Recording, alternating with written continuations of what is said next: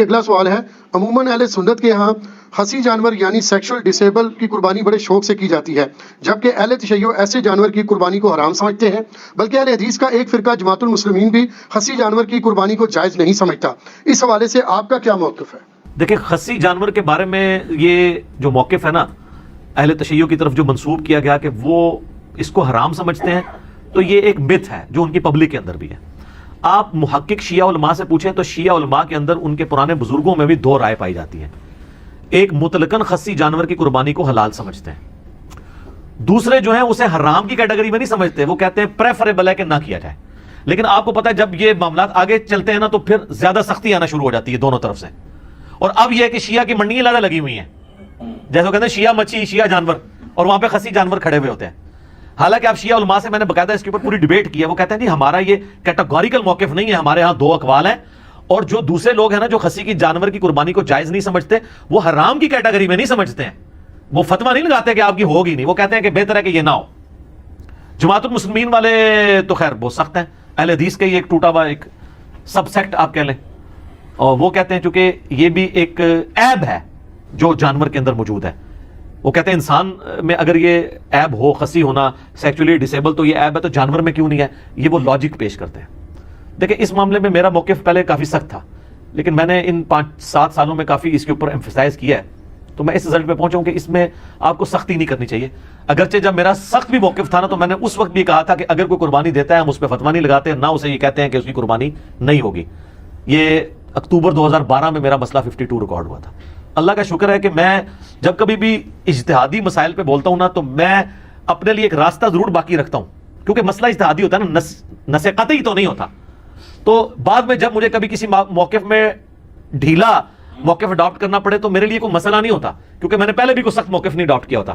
جیسے امام کے پیچھے فاتحہ کا مسئلہ ہے، میں نے اتنے شد و مت سے بیان کیا تھا، اس وقت بھی کہا تھا کہ جاری نمازوں میں جو امام کے پیچھے فاتحہ نہیں پڑھتے تو میں یہ نہیں کہتا ان کی نماز نہیں ہوتی ہے۔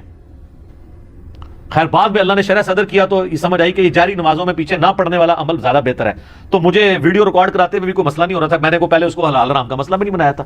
خصی کے معاملے میں بھی یہی ہے، پہلے تو آپ اس کو سمجھ لیں کہ یہ خصی جانور کو عیب کے طور پر جن لوگوں نے دلیل کے طور پر پیش کیا ہے تو اس کی اصل دلیل تو ہے قرآن حکیم میں، سورہ نساء کی آیت نمبر 119، جس میں آتا ہے کہ شیطان نے کہا تھا کہ میں لوگوں کو ابھاروں گا کہ یہ جانوروں کے چیریں گے، بتوں کے نام پہ چھوڑتے تھے۔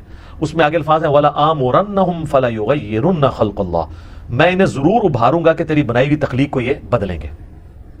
تخلیق بدلنے میں ہر وہ کام داخل ہے جو نیچر کو آپ ہٹ کے کوئی کام کرتے ہیں، چاہے وہ کان چیر دیں، چاہے وہ آپ سینگ توڑ دیں کسی کا، ٹھیک ہے۔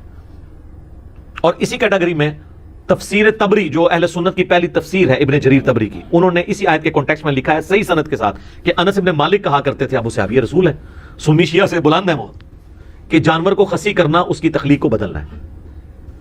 مصنف عبد الرزاق میں، المصنف ابن ابی شیبہ میں، سنن الکبریٰ البیہقی میں، سر ان 3 کتابوں کے نام یہ رٹ لیں آپ، یہ 3 کتابیں جس میں آپ کو صحابہ اور تابعین کے اعمال اور افعال مل جائیں گے۔ مصنف تو کہتے ہی اس کو ہیں جس میں کثرت کے ساتھ صحابہ اور تابعین کے ہوں، مصنف ابن ابی شیبہ، مصنف عبد الرزاق اور سنن الکبریٰ البیہقی، اس میں آپ کو کئی تابعین کا ملے گا کہ وہ جانور کو خصی کرنے کو حرام سمجھتے تھے، اور کئی کہتے تھے جواز کی حد تک ٹھیک ہے۔ امام احمد بن حنبل سے مسائل احمد ان کی کتاب ہے جس میں ان کے فتاوی ہیں، ان سے پوچھا گیا تو کہتے ہیں میں اللہ سے امید کرتا ہوں کہ خصی جانور کی قربانی درست ہوگی، وہ بھی کانفیڈنس سے نہیں کہتے۔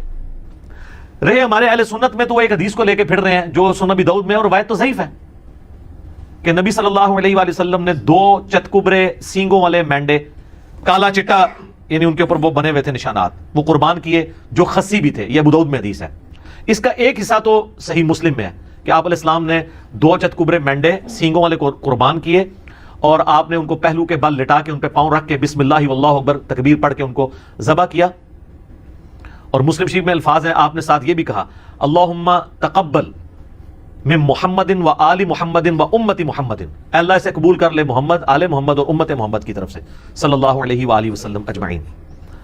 تو اس حدیث کی یہ الفاظ تو بخاری مسلم میں، یہ حدیث ابو داؤد میں آتی ہے نا، اس میں خصی کے الفاظ بھی ہیں کہ 2 سینگوں والے چتکبرے اور خصی، لیکن وہ روایت ضعیف ہے، اس میں محمد بن اسحاق مدلس ہے اور ان سے روایت کر رہے ہیں اور سما کی تصریح نہیں ہے۔ اس لیے یہ حدیث مشکات میں جب آئی ہے نا 1461 نمبر ہے مشکات میں 1461. اس کے فٹ نوٹ پہ شیخ زبیر صاحب نے لکھا ہے اس حدیث کے کانٹیکسٹ میں کہ یہ حدیث جو ہے وہ ضعیف ہے خسی والے الفاظ کے ساتھ، باقی سارے الفاظ ثابت ہیں. لہذا وہ زبیر صاحب کا جو پرانا کوئی حکم کہ یہ ابو داؤد میں لگا ہوا تھا نا، تو اس کو آپ چینج سمجھیں. وہ انوار الصحیفہ کے اندر جو سنن اربعہ کی تحکیم ہے اس میں بھی انہوں نے اس کو ضعیف کہا ہے. تو یہ حدیث تو ہے ضعیف. اب یہ محمد بن اسحاق تو مشہور مدلس ہے، اور اہل حدیث کے ہاں تو یہ مدلس ہونے کی وجہ سے ان کی روایت جو ہے ضعیف ہے، جو مسلم کے مقدمے میں ہے کہ مدلس کی ان والی روایت سما کی تصریح کے بغیر ضعیف ہے. رہے حنفی تو حنفیوں کے ہاں تو محمد بن اسحاق ویسے ہی ضعیف راوی ہے.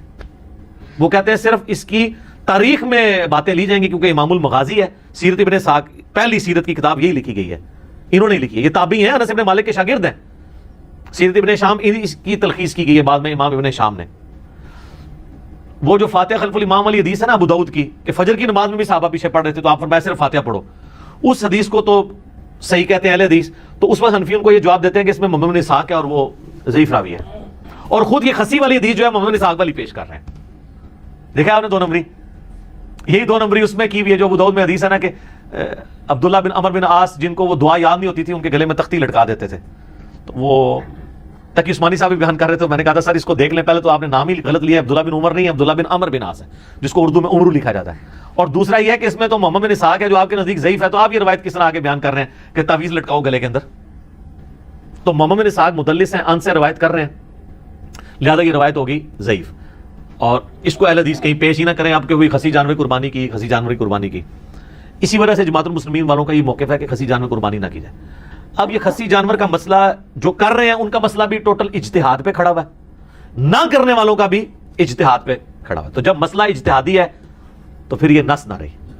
البتہ جو نہ کرنے والے ہیں وہ نص سے اس کو دلیل ضرور پکڑتے ہیں، والا آمرنہم فلا یغیرن خلق اللہ. اس کا جواب جو خسی کی جائز سمجھتے ہیں نا وہ بڑا زبردست جواب دیتے ہیں. اور میں سمجھتا ہوں کہ مولانا اسحاق صاحب رحمہ اللہ تعالیٰ نے اس مسئلے کو کافی حد تک حل کیا ہے. آپ کو پتہ ہے وہ اتحاد امت کے دائی تھے اور ان کو یہ بھی ڈر نہیں ہوتا تھا کہ مسئلہ شیعہ کو سپورٹ کر رہا ہے یا اہل حدیث کو کر رہا ہے. وہ جس کے بھی حق میں ہوتا تھا دھڑلے سے کرتے تھے اور ان کی کوشش ہوتی تھی کہ جو کامن آئے اس کو وہ ڈیفینڈ بھی کریں. لیکن اس مسئلے میں انہوں نے شیعہ کے اوپر سخت جو ہے نا گرفت کی ہے کہ یہ شیعہ نے جو مسئلہ نکالا ہے نا کہ خسی جانور کی قربانی نہیں ہوتی. اور وہ میں نے بتایا کہ مولانا اسحاق صاحب نے تو یاد ہی بات بتائی تھی. پوری بات یہ ہے کہ شیعہ میں بھی سب کا یہ موقف نہیں ہے، 2 گروہ ہیں. میں نے باقاعدہ شیعہ کے بڑے علماء کے ساتھ ڈسکس کیا ہے، آفتاب جوادی صاحب کے ساتھ ڈسکس کیا جو بڑے محدثین میں سے ہیں، زبیر علی زئی صاحب کے وہ دوست بھی ہیں جامعۃ الکوثر اسلام آباد میں. آپ لوگوں کی بلکہ ملاقات بھی ہوئی ہے ان کے ساتھ. تو وہ بھی کہہ رہے تھے ہمارے میں بھی 2 گروہ ہیں، لہٰذا یہ کوئی اتنا بڑا مسئلہ نہیں اس کو مسئلہ بنایا جائے. وہ مولانا اسحاق صاحب نے بڑا پیارا جواب دیا. انہوں نے کہا کہ نبی علیہ السلام نے جو عیب گنوائے ہیں نا کہ ان عیوب کی بنیاد پہ جانوروں کی قربانی نہیں ہوگی، وہ تو ابو داؤد میں، ترمذی میں، نسائی میں، ابن ماجہ میں کیا ہیں؟ کان کٹا ہوا، سینگ ٹوٹا ہوا، لنگڑا، کانا، لاغر، بیمار. تو حضور علیہ السلام نے کہیں پہ بھی خسی کا ذکر نہیں کیا. اگر یہ مسئلہ اتنا ہی ہوتا تو کسی حدیث میں تو آ جاتا نا کہ خسی بھی وہ عیب ہے کہ جس کی وجہ سے قربانی نہ کی جائے. تو آپ نے اس کو نہیں. پھر انہوں نے مسئلہ حل کیا کہ خسی عیب ہے لیکن اس جانور کے لیے جو آپ نے ریپروڈکشن کے لیے رکھا ہوا ہے، جسے آپ اردو میں جفتی کروانا کہتے ہیں، تو اس کے لیے تو ظاہر ہے وہ عیب ہے. جیسے یہ بھینسوں کو لے جاتے ہیں باڑوں میں، بھینسوں کے پاس بھینسے ہوتے ہیں جو ان کے پاس، تو ظاہر ہے کہ وہاں تو کوئی ایسا بھینسا تو نہیں رکھا جائے گا کہ جو وہ ان کی ریپروڈکشن نہ کر سکے، تو وہاں کے لیے وہ عیب ہے. اور اس میں بھی یاد رکھیں بخاری مسلم میں حدیث ہے، نبی علیہ السلام نے اس طرح کا جو وہ سیکشل ریلیشن شپ ہے نا جانوروں کا کرانے کی اجرت لینے سے منع فرمایا. یہ فری کروانا چاہیے. ہاں جی، جس کو شوق ہے نا وہ نیکی کھٹے.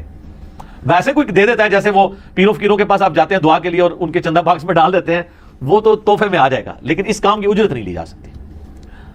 تو یہ مسئلہ اس کیس میں تو یہ عیب ہے. رہا گوشت کھانے کے لیے تو سر اس کے لیے آپ کو کوئی مفتی نہیں بتائے گا. گوشت کی فیلڈ کے ایکسپرٹ کسائی ہیں. جیسے میں کہتا ہوں کہ آپ نے ایمبریولوجی کا مسئلہ پوچھنا ہے تو ڈاکٹر سے پوچھیں گے، جیولوجی کا پوچھنا ہے تو جیولوجسٹ سے پوچھیں گے. آپ ذرا جو گوشت کے ایکسپرٹ لوگ ہیں ان سے ذرا پوچھیں کہ جانور کا خسی ہونا اس جانور کا جس کا گوشت آپ نے کھانا ہو، یہ اس کے حق میں عیب ہے یا خوبی ہے؟ تو آپ کو بتائے گا کہ خوبی ہے، کیونکہ اس کی وجہ سے جانور موٹا تازہ ہو جاتا ہے. تو شریعت کو لاغر جانور مطلوب ہے قربانی کے لیے گوشت کھانے کے اعتبار سے یا موٹا. اچھا، باقی آپ کو پتا ہے کہ وہ جو جس کو آنڈل بکرا یہ کہتے ہیں، یعنی نان خسی جو بکرا ہوتا ہے، عام بکرا، اس کے گوشت کا بھی وہ کہتے ہیں کہ اسمیل وغیرہ کا ایشو ہے. خیر وہ آج کل وہ بھی ٹیکے آ گئے، وہ ٹیکے لگا دیتے ہیں، اسمیل ویسے ہی مر جاتی ہے، وہ ایشو اب چھوٹا رہ گیا. تو اس اعتبار سے اگر دیکھا جائے تو خسی ہونا قربانی کے جانور کے لیے لیکن یہ مسئلہ میں اجتہاداً بتا رہا ہوں. آپ جس جعلی روایت کو لے کے چل رہے ہیں نا کہ یہ سنت ہے, وہ تو بالکل غلط ہے. وہ ابو داؤد والی روایت ضعیف ہے, محمد بن اسحاق کی تدلیس ہے. مشکات میں 1461 نمبر 1461 مشکات میں فٹ نوٹ پہ آپ دیکھ لیں, کیونکہ میرے اوپر بھی انہوں نے ہنگامہ کھڑا کیا کہ یہ کہتے ہیں حدیث ضعیف ہے. بھائی تو پڑھو تو صحیح نا, حدیث کی کتابیں کھولو. کہتے ہیں ابو داؤد میں تو شیخ زبیر علی صاحب نے حسن لکھا ہے, وہ سر پرانا ہے. شیخ زبیر صاحب نے اپنی وفات سے پہلے جو فائنل تحقیم ہے وہ مشکات میں لگائی ہے, کیونکہ یہ 2013 میں پرنٹ ہوئی ہے, اور انوار الصحیفہ سنن اربعہ کی ضعیف حدیثوں والی کتاب لادہ سے چھپ چکی ہے. وہ ہماری ویب سائٹ ahlsunnatpak.com سے ڈاؤن لوڈ کریں, یہ روایت ضعیف ہے. اسی لیے تو اتنے موٹے موٹے کتابچے لکھنے پڑ رہے ہیں خسی جانوروں کے اوپر, مضمون لکھنے پڑ رہے ہیں جواز ثابت کرنے کے لیے. شیخ زبیر صاحب کے جو شاگرد ہیں غلام عثمان ظہیر صاحب, انہوں نے باقاعدہ پورا مضمون لکھا ہے جواز ثابت کرنے کے لیے, پریفریبل نہیں. حالانکہ انہی کے اگینسٹ کئی اہل حدیث علماء شیخ زبیر صاحب کے شاگردوں میں سے انہوں نے اس کے خلاف مضمون لکھا, نہیں خسی جانور کی قربانی نہیں ہوتی. تو ہمارا موقف یہ ہے کہ پریفریبل آپ نہ کریں. میں تو کئی سالوں سے خسی جانور کی قربانی نہیں کرتا ہوں. میں کہتا ہوں چلے, ویسے یہ بھی ویسے مشہور غلطی ہوا ہے, آنڈل بکرے بھی بڑے موٹے تازے مل جاتے ہیں, یہ نہیں ہے کہ وہ مرے ہوئے ہوتے ہیں. تو لیکن اگر وہ کرتا ہے کوئی فتوا نہیں لگاتے. لیکن یہ جو مسئلہ تھا نا کہ یہ عیب میں آتا ہے, اور یہ ٹوٹلی شیعہ نے اس کو اپنی فقہ بنا کے پیش کیا, تو شیعہ میں بھی دو موقف ہیں. اہل سنت کے ہاں بھی یہ مسئلہ اس طریقے سے نہیں ہے. یہ خسی جانور کا مسئلہ ایک کریٹیکل مسئلہ تھا, اس لیے میں ذرا اس کے اوپر ڈیٹیل بولوں. اس کی وجہ سے کافی ایک مصیبت کھڑی ہوئی ہے. حدیثیں جو کہ ضعیف ہیں, نس میں ولا آمرنہم فلا یغیرن خلق اللہ میں فعال کرتا ہے, لیکن اس کی پھر آگے جو اقوال ہیں تفسیر تبری میں انس بن مالک کا کہ خسی کرنا یہ تخلیق بدلنے میں آتا ہے. اس صورت میں جب آپ نے وہ جانور جفتی کے لیے رکھا ہے, اگر گوشت کے لیے رکھا ہوا ہے, پھر یہ اس کے لیے عیب کے طور پہ شمار نہیں ہوگا, کیونکہ تابعین میں کئی لوگ اس کے قائل بھی ہیں. یعنی یہ اختلاف شروع سے چل رہا ہے. لہٰذا اس کو سنی شیعہ کے بجائے سنیوں میں بھی آپس میں اختلاف ہے, شیعہ میں بھی اختلاف ہے. تو آپ اگر اختلاف سے بچنا چاہتے ہیں ضرور بچیں, لیکن اس کے اوپر حرام کا فتویٰ نہیں لگائیں گے. مسئلہ اجتہادی ہے. یہ وہ عیوب نہیں ہے جن کو نبی علیہ السلام نے کیٹاگوریکلی مینشن کیا ہے, جو ابو داؤد ترمذی نسائی ابن ماجہ میں ہے, سینگ ٹوٹا ہوا, کان کٹا ہوا, لاغر, کانا, لنگڑا, اس میں یہ فعال نہیں کرتا ہے. لہٰذا جماعت المسلمین والے تھوڑا اس مسئلے میں غلوف کرتے ہیں, شیعہ میں بعض لوگ غلوف کرتے ہیں. اس غلوف سے بچیں. آپ نے نہیں کرنا, نہ کریں. لوگوں کو یہ نہ کہیں کہ آپ کی قربانی نہیں ہو رہی. ٹھیک ہے, تو اگر آپ کرنا چاہتے ہیں تو آپ ضرور کریں, ہم آپ کو کچھ نہیں کہیں گے. خود ہم کوشش کرتے ہیں کہ ہم خسی بکرے کی قربانی نہ کریں, ہم احتیاط والی سائڈ پہ رہتے ہیں. لیکن مسئلہ پھر میں بتا رہا ہوں یہ اجتہادی ہے, یہ نس والا مسئلہ نہیں ہے. ٹھیک ہے, اور اگر آپ دلائل کو اگر دیکھنا شروع کریں تو مجھے مولانا اسحاق صاحب کا موقف مضبوط لگا کہ جو گوشت کے لیے جانور ہے اس کا خسی ہونا اس کا عیب نہیں ہے, اور جو جفتی کے لیے جانور ہے اس کا خسی ہونا اس کا عیب ہے. تو تھنک آؤٹ آف باکس کریں تو آپ کو کئی ایک چیزیں خود بخود کلیئر ہو جاتی ہیں. لہٰذا یہ اجتہاداً میں اس کو سمجھ رہا ہوں کہ جائز ہے.